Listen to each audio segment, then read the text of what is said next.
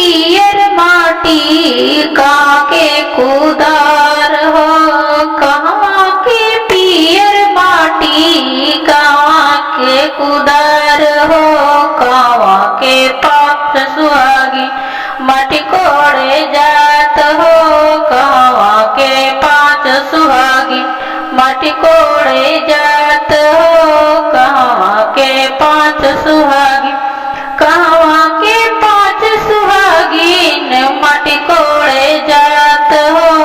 कहाँ के पांच सुहागिन माटी कोड़े जात हो। पटना की पियर माटी, पटना की पियर माटी सोने के कुदारे, छपर के पांच सुहागिन माटी कोड़े जात हो, पटना के पांच सुहागिन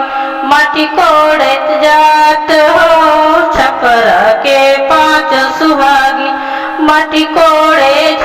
माटी कोड़ी कोड़ी भरली दरिया में हो, माटी कोड़ी कोड़ी भरली दरिया में, यह माटी चूल्हा सीझी कोरा के भात हो, यह माटी चूल्हा सीझी कोरा